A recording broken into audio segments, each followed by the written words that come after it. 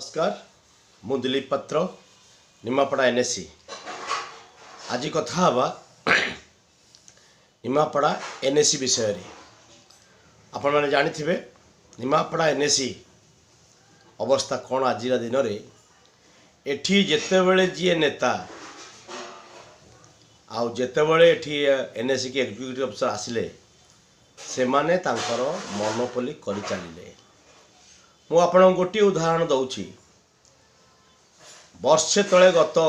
2024 January रे रास्ता काम हेबो बोली एनएससी रे उठा दुकानी मान को उच्छेद कर दिया गला। गोटे कथा कही देवाक चाहे समस्त निमापड़ा एनएससी रे बासिंदा मान को उठा दुकानी उच्छेद करने पूर्वर भेंडिंग जोन रे घर तैयारी होता नुआ बस स्टाण्ड रे मध्य घर तैयारी होगी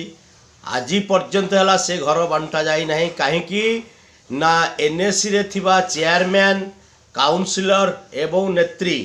एमानंकर कहार कहा सहित ताल पड़ूना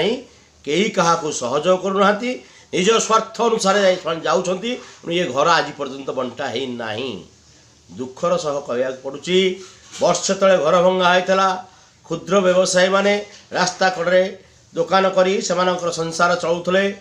घर भंगा हवा पर पुणी से बांधिकी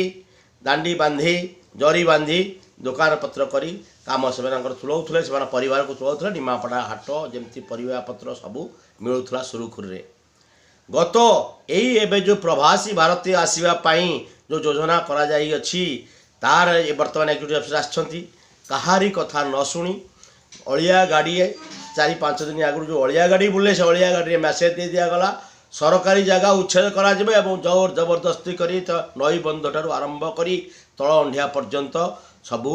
घर भांगी दिगला क्षुद्र व्यवसायी मानकर आपण माने मन रखा उचित से भांगा पूर्व तैतान कहीं करूना कहीं एपर्यंत भेंडिंग जोन माने बंटा जाऊ नहीं थैतान न करी एमती क्षुद्र व्यवसायी मानक हैरान कर माने कौन प्रवासी भारतीय आसवे से जी बाटर जी 2-3 दिन पर पुणी मैंने कौन करेंगे 100-200 दुकानी से परिवार को मिसे कि अवस्था से आ गोटे कथा मुझे कहीदेक चाहे गोटे ओडिया ढग अच्छी कथा अच्छी गरीब माइप समस्तर शाड़ी ठीक से ही जिते सब आम उठा दुकानी अच्छा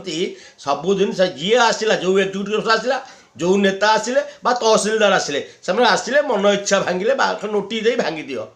अरे आउ तो कहीं जिते अन्य जगार जो एनएससी रे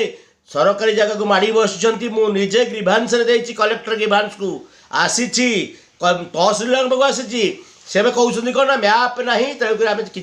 ना सेगुड़ा तो देखे ना कारण से बड़ बड़िया लोक पचर नेता चामुंडा मान अच्छा सेगुड़ा भंगा जीव ना कौन पाई आप कर बर्तमान आपण निजे चिंता करने कथा यही जो क्षुद्र व्यवसायी अच्छा से थैथान करने दरकार किंतु से कथा न चिंता करी देखे महादेव जो कहती